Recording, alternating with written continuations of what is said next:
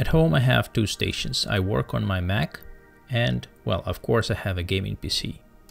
I have a custom built PC with widescreen Alienware 23DW, a 34-inch. And for my computer case I have 500DX by BigWide. And the choice for the motherboard is Z390 with i9900kf processor and Noctua cooler. And here we see how it all beautifully spins together. I game on it. I primarily play variety of games. I really like adventure games like Alan Wake here. I also sometimes play shooter like Escape from Tarkov, sometimes Call of Duty. It really depends what I prefer. And of course I play Cyberpunk. Cyberpunk is one of my favorite games. And what I noticed recently is that, well, some of my games, especially the newer ones or Cyberpunk, they don't perform very well. Particularly because my i9 processor was bottlenecked. Here you can see that all the cores were at the 100 of their performance, and you can also see that my GPU was underutilized. So the utilization was below 100%. And here is also an extreme example of underutilized GPU. Why is it a problem? It's a problem because a lot of games right now are very heavy on graphics, and you want your FPS to be high. So you probably want the GPU to be in the lead of performance. And while normally you would expect it to be sort of in equilibrium, that perhaps both should be kind of utilized equally, that rarely happens. So in my case, I decided, okay, I have a bottlenecked CPU. I really want to upgrade it.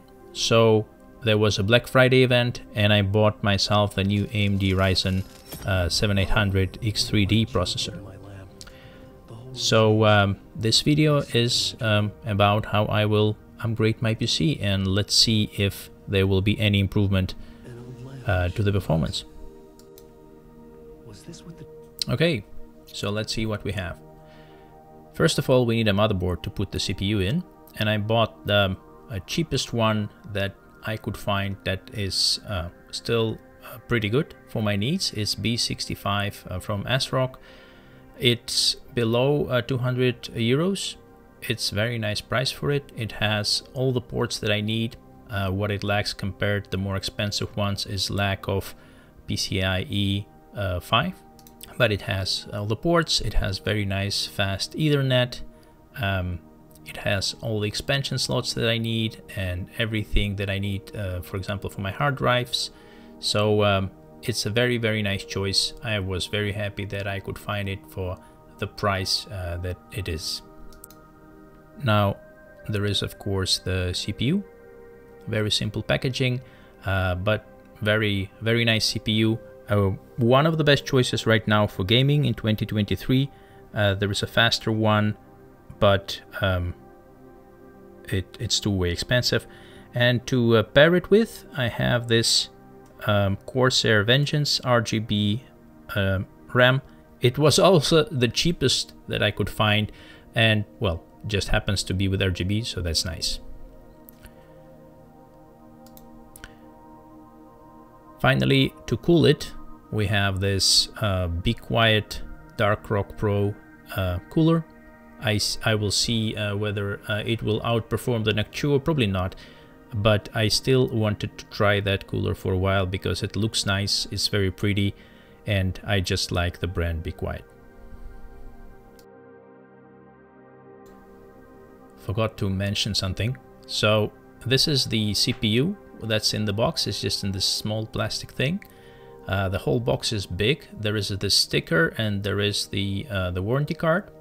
But other than that, there is sort of nothing inside. You open it and then you can just take out this rubber block and that's it. Probably could have been a smaller package. Once I take out my old CPU, I will put it in my wife's PC.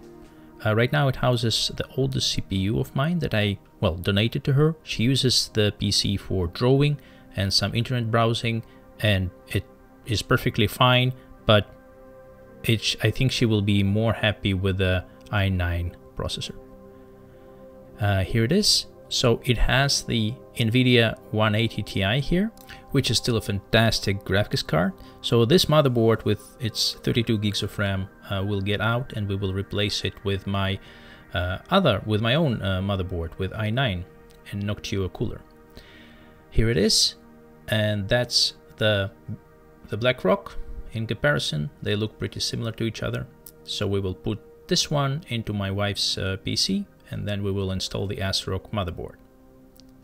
I really wanted to film the whole process, but then I botched the recording, and then unscrewing and getting into the nitty-gritty details of the PC cases really took a while. So I got really mad, and I decided not to do it.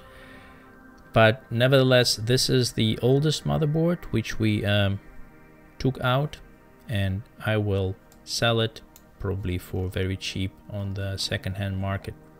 So as for my wife's PC, she now has quite a powerful i9 processor, still with her old graphics card. It all works, fully booted, and now she can do her paintings on quite a powerful machine. As for the installation of my new motherboard and new CPU, it went great, with one small thing where I mistakenly thought that I botched the installation of the cooler because my RAM was too high, and there was the cable from the fan would press onto the RAM too hard. That of course was not the case, because the fan of the cooler can be taken off and rotated. So in the end I just rotated it, and yeah, the wire was absolutely finally hanging from the side and not on the RAM. So that part was pretty stupid on my side, but nevertheless the end was successful. So that's how the case looks inside. Pretty clean, pretty nice. I eventually fixed the wires of the cooler on the top, but ignore them for now. So that was just after I finished the build, and let's see how it looks from the outside, and after that let's see whether the gaming will improve.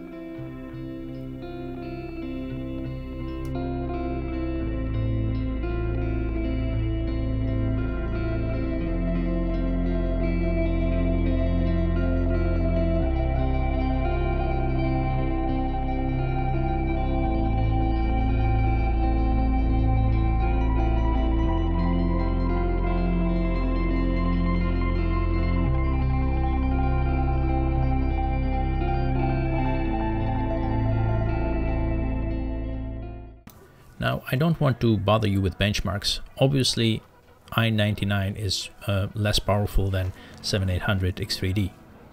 What's more important for me was, well, is my GPU now fully utilized? So that's the first thing I checked when I tried to play Cyberpunk. And it was at 96, and actually usually at 98-99% of utilization. So that was amazing. I did not play Cyberpunk with ray tracing, because for me the fidelity and fluidity of a motion was more important than, well, screen reflections, colors of the light and so on.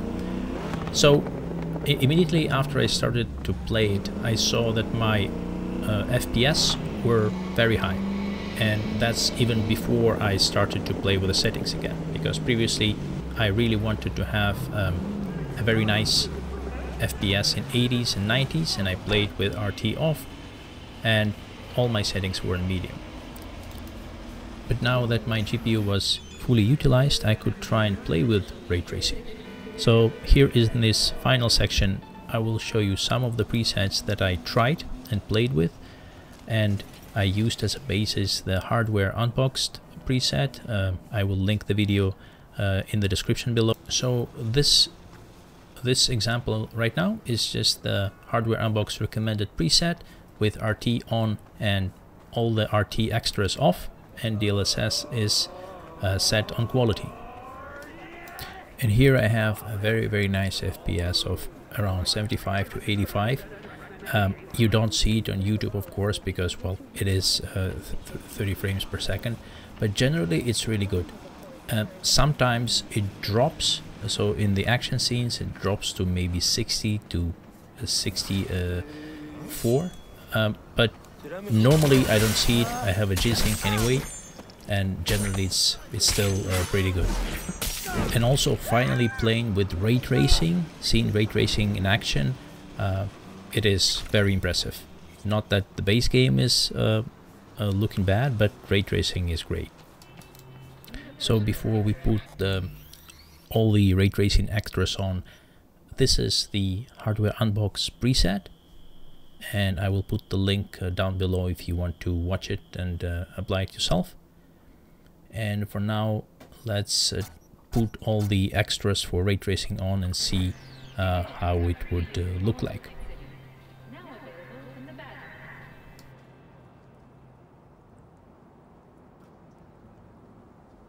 So if you enable ray tracing extras on, still the DLSS is on quality, you get a drop. So I got a drop, and remember I'm playing on widescreen resolution, so it's in between 2K and 4K. Still, it's very playable. So those effects with light are very nice. As you can see, the boxes are, well, colored with blue because of the police car blue strobing lights, and you can see this leakage of color that goes onto these bodies. So you can see how light goes and bounces off the clothing that you wear, and everything looks really great with it. So again, absolutely playable experience. It probably will drop if in super populated areas, or perhaps in the famous carnival mission, but overall it's a very enjoyable, very nice, very beautiful experience like that. Now let's try with auto. So with DLSS on auto, we are back at the 270-85 range FPS, and I don't really see much difference with the previous configuration, although the DLSS is now on auto. Compared to quality, I don't see much difference, especially in motion. Probably if you would stop and look at the details, look at the light balls, look at some logos or finer details, you probably can see the normal shimmering of the DLSS. But overall, I don't see much difference. I think all look great, either on DLSS quality or on auto, probably because of the powerful CPU and GPU.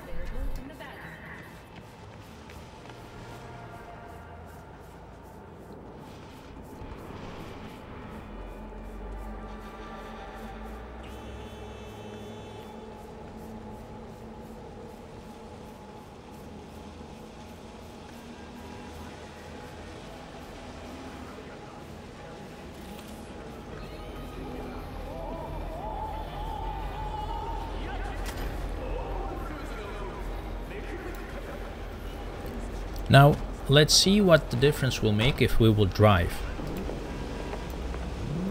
And usually when you drive in this game, because the game needs to load new locations, new pedestrians, new cars, quickly load texture, it dropped the FPS. So in my case I averaged around 70.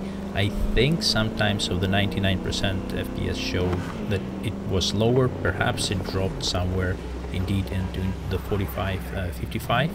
It was not noticeable for me, so it still was smooth. I had fun, so it really was a nice experience driving with that FPS with the ray tracing. So not a big impact here, at least in that area of the city where I'm trying this. Now what will happen if we disable the ray tracing? And it might sound to you like a big deal, because Cyberpunk is a game where light is such a prevailing feature, but trust me, even without ray tracing the game is already very, very beautiful. So if you're concerned about FPS, it's not a bad thing to just turn the ray tracing off and then enjoy. And for me, this particular case was the best in terms of performance. On average it was 100 and plus and more FPS. Sometimes it would jump up to 120s, but not often, and obviously not in this environment, not in the night city where you have a lot of details, a lot of the pedestrians, a lot of cars, so don't expect super high FPS there, but still it was super impressive. Without ray tracing, but still with a pretty good combination, you had a very good performance there.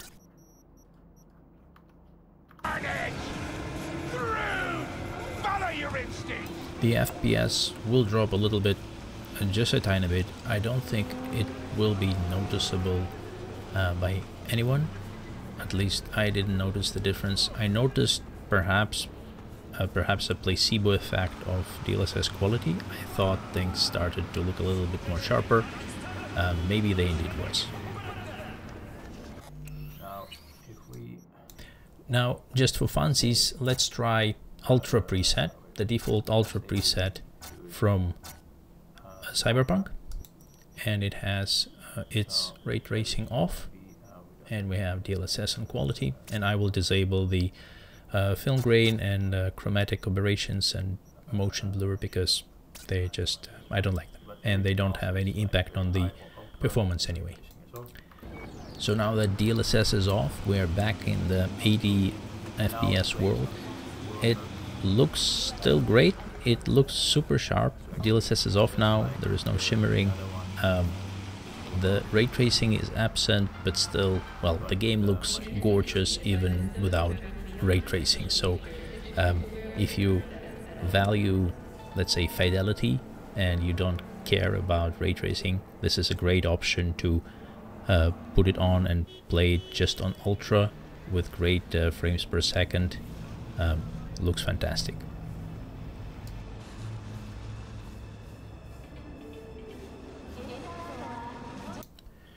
Well, what if with this preset we will still enable DLSS and put it on quality? So with it, we're now at 80 to 90 FPS. Everything is very smooth, everything looks really nice again, so there isn't much difference. Sometimes it goes to 90. It probably would go down if you drive, because, well, when you drive it usually goes a little bit down, but nevertheless it's still a fantastic option if you just want to have that a little bit extra frames for your gaming experience. So now I will put the hardware unboxed preset in. They made a very nice detailed video describing to what extent each configuration affects the FPS, and I highly recommend you all to watch it if you're interested.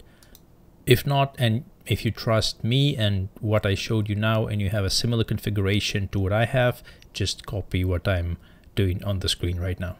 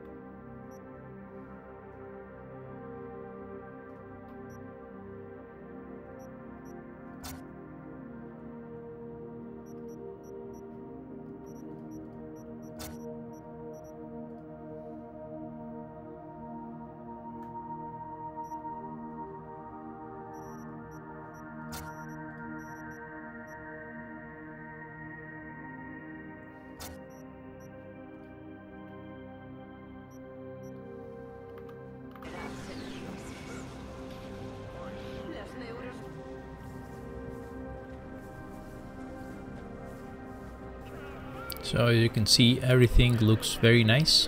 The shadows are not ray traced if you just saw the pedestrian walking by. So that's still not ray traced, but the lights are. It looks very, very nice, very pretty. You can see how the light affects the models. So everything is quite nice, and the immersion is amazing with the settings. So in the end, I am very, very satisfied with my upgrade. I really like the immersion in Cyberpunk. I really like performance in other games. Not Alan Wake 2. Alan Wake 2 still suffers from very low FPS if you enable ray tracing. I think only if you have 4090 or 4080 you can get away with enabling ray tracing and playing with DLSS. But other than that, I am very happy. Perhaps I will buy 4080 Ti when it will come out, if the rumors are to believe. But until then, 3080 and 7800X3D are a perfect combo, and I'm quite happy with performance. So if you enjoyed this video, thank you very much, and I will see you in the next one.